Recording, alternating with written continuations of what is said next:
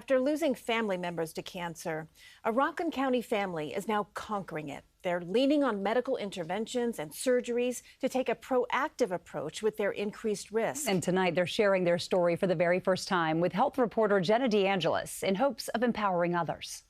We're just so close-knit in every way, and those bonds just could never be broken. Strength and resilience are woven in the DNA of this family, but these 3 generations of women are also connected by another thread.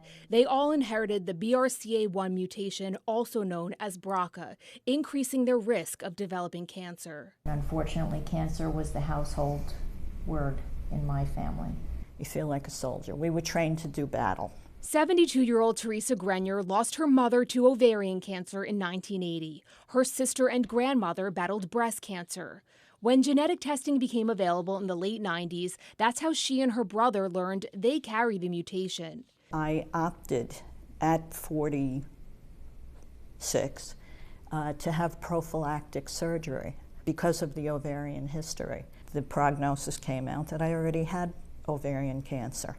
Years later, diagnosed with breast cancer, undergoing a bilateral mastectomy. Janet, inspired by her aunt and father, got her genetic testing done at 29 years old. Years later, after becoming a mother, she was ready for surgery. In 2011, I had my ovaries removed. And then 2 years later, in 2013, I had a prophylactic mastectomy with a deep flap reconstruction. My goal was to be here to raise my children, and I have achieved that.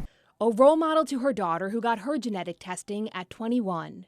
I knew right away when I tested positive, I knew that I was going to have a prophylactic mastectomy.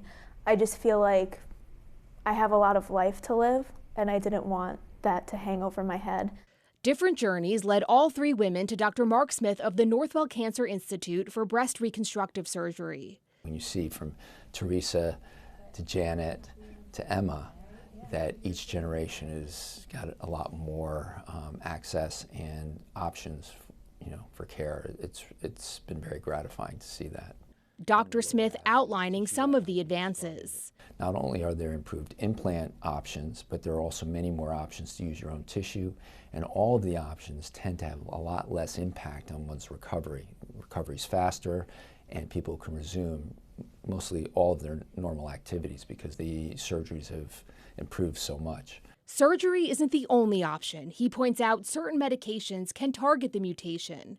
The 3 women say they share a common thread, a thirst for knowledge and a drive to empower themselves and others. Teresa caring for her family, Janet now working with Dr. Smith to help other patients, and Emma studying to become a nurse. And we have our survivor and our previvors who have really held so strong, and the thread in this family to help keep us all together.